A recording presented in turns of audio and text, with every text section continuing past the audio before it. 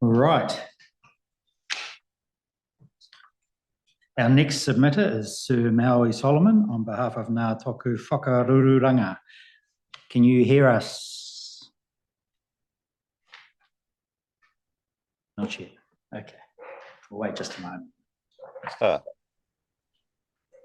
Kia ora, Good kia ora, afternoon. Mr. Chairman. I can hear you loud and clear. Thank you. Wonderful. Lovely to have you with us this afternoon, sir. We appreciate your time and your contribution on this piece of legislation. And we have 10 minutes set aside for you this afternoon. So really appreciate your insights, and I'm sure members will have questions towards the end of your 10 minutes. Thank you.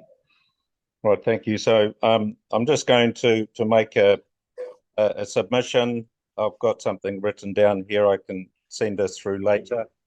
But this is also in addition to the written submission we've made already to you last week, and a copy of the Tiriti assessment of the EU FTA that was submitted with our submission. So Ngā Toki Whakarururanga is a Māori entity committed to upholding Te Tiriti o Waitangi and he whakaputanga. And its aim is to set the bar high in relation to trade policy and negotiations between with the Crown in terms of its entry into a negotiation of free trade agreements. So we were mandated in a 2021 mediation agreement with the New Zealand Crown in following the hearing of the Y2522 inquiry into the TPPA. And in that mediation agreement, the Crown promised to ensure Māori would exercise genuine and meaningful influence over trade policy, including negotiations on agreements like the NZ EU FTA.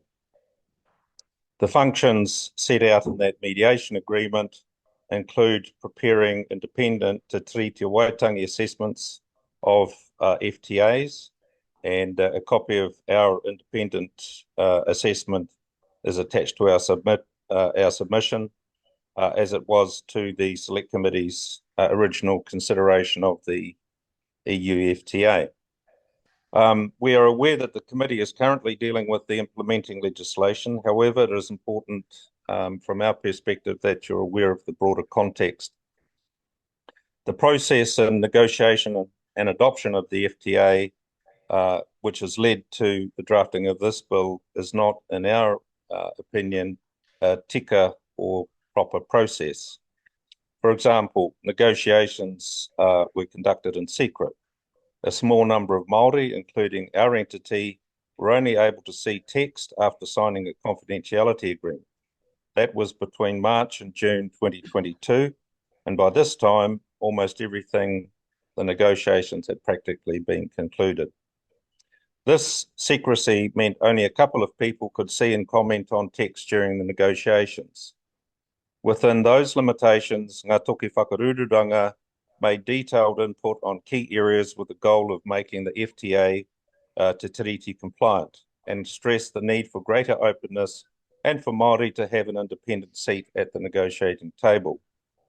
Only the Crown was at the table, negotiating matters of major significance to Māori, including protection of our duties, responsibilities, rights and interests, and the Crown's obligations under Te Tiriti.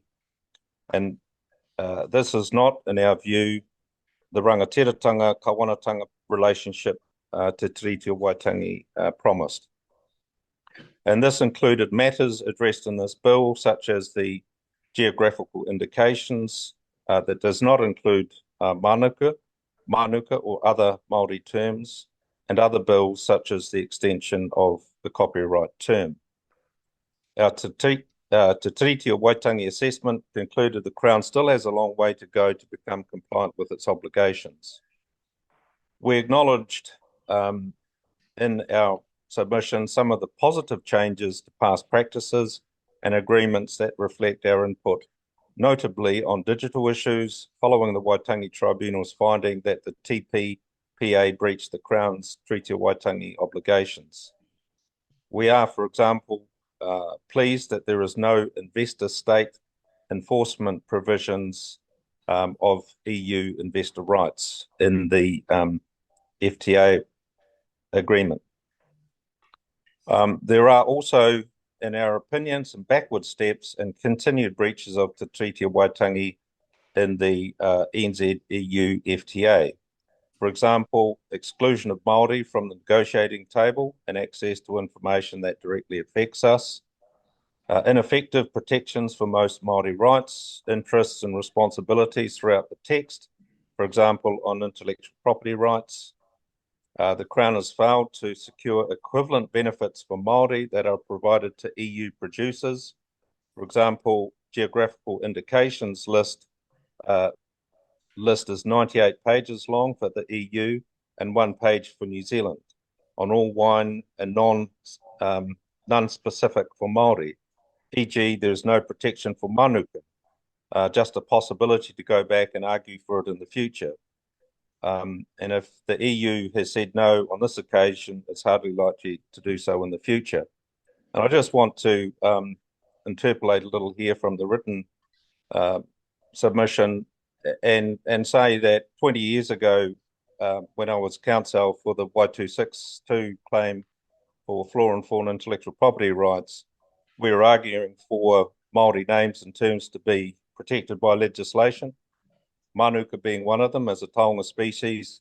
And had that been done way back then, you know, the 100 million plus New Zealand manuka honey industry would be fully protected today, but it wasn't. So, you know, what Māori is saying in this space is not just for the benefit of Māori, but has wider benefits for ko Aotearoa tēnei, for all of New Zealand. Just to continue with some of the issues that are still not Tiriti compliant in this bill and the FTA, there's a continued reliance on flawed Treaty of Waitangi exceptions that date back to 2001, despite the promise in the mediation agreement we signed with the Crown in 2021 to discuss alternative options. And in fact, I just note here also that the rest of the world seems to have moved on and for example, United States, Mexico and Canada have a much stronger Indigenous peoples exception in the US MCA agreements. So New Zealand is lagging behind. The Māori Trade Cooperation chapter has no substantive commitments, no guaranteed resourcing, no Māori role in decisions. It's largely window dressing. It looks good on paper when you read it, but there's no actual substance or enforceability in that chapter. The EU refused to extend that chapter to include Indigenous peoples within its territory, particularly Sami. And the Sami have been in those lands long before Finland, Norway, and Sweden became nation states. And finally, Māori are excluded from the core institutional mechanisms to implement this FTA. I just want to finish by saying that not only Māori are a 20% player in the New Zealand economy now. You know, produce 20% of GDP, and that's in a very short period of time.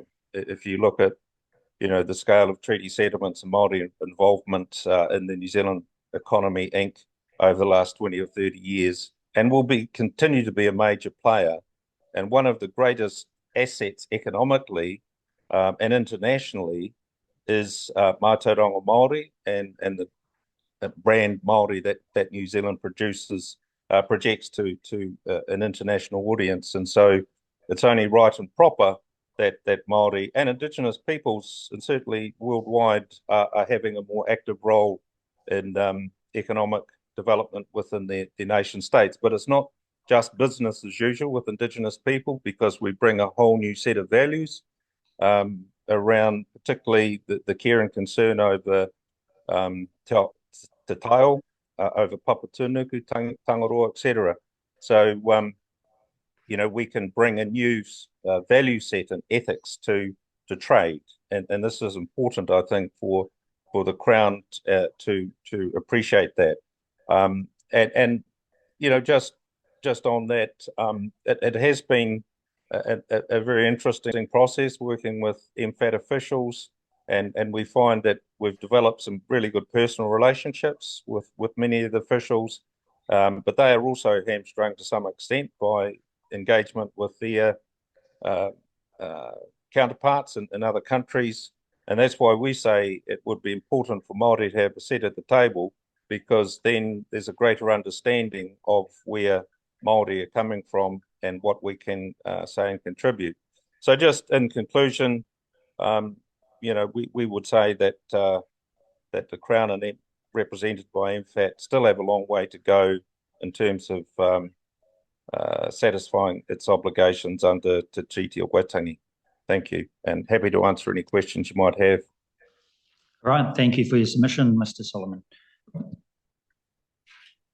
James Shaw. Yeah, thank you, and thank you, sir, for that. I just, I want to acknowledge your concerns here, and also just to note that some of the other submitters from Te Ao Māori have been very strongly in favour of the passage of the bill to ensure that the trade deal goes ahead. And I asked them a question about how to reconcile that desire on the one hand with what we've heard from yourselves, from some political parties and some other submitters as well, who have said similar things about being opposed to it or sounding opposed to it on the basis that the Crown's obligations under Te Tiriti haven't yet been met in this agreement. And what we heard was that the two positions aren't necessarily exclusive of one another, that it is possible to have a trade agreement that doesn't meet, or continues not to meet the Crown's obligations under Te Tiriti, but at the same time, to support the passage of this free trade agreement on the basis that Māori will be materially benefit from the increase in economic activity, and in fact disproportionately so, given that the trade agreement opens up more trade in areas where Māori have a significant stake, such as fisheries and some land-based activities like forestry and so on. So I just wanted to test that proposition with you and to kind of ask what your advice to the committee should be on how to reconcile those two positions, or indeed whether they are actually, whether it's possible to hold those positions simultaneously. Okay, thank you. So look, it's a step in the right direction, but it's only a small step. And so yes, we've acknowledged that there are some advantages, but the extent to which there are economic advantages to Māori remains to be seen. I think the data is only anecdotal at this stage, but from our perspective, Māori should be involved, have a direct involvement, both in terms of negotiating these FTAs and also in terms of how the FTAs are being implemented. So, for example, you referred to the economic and trade chapter, but there's and we've studied these things in depth, and we've taken a lot of expert advice on them. There's a lot of good wording in there, and it looks good on paper, but if it's really put to the test, none of that is enforceable. There's no way for Māori to enforce something even like Mānuka, and yet there's Portuguese cheese that can be protected, but we can't even protect our own taonga species, Mānuka honey, and there are a lot of Mānuka Māori producers out there, and we feel that if Māori were more directly involved in these negotiations and within the institutional arrangements that implement these arrangements, that would greatly benefit New Zealand Inc., not just Māoridom. And so, yes, it's a step in the right direction, but only a small step. And I think the jury is still out on what the economic benefits will be to the Māori economy. All right. Thank you very much. We are a bit over time, so certainly appreciate your submission today. Sir Maui Solomon from Toku Whakarururanga. Appreciate your time. Thank you.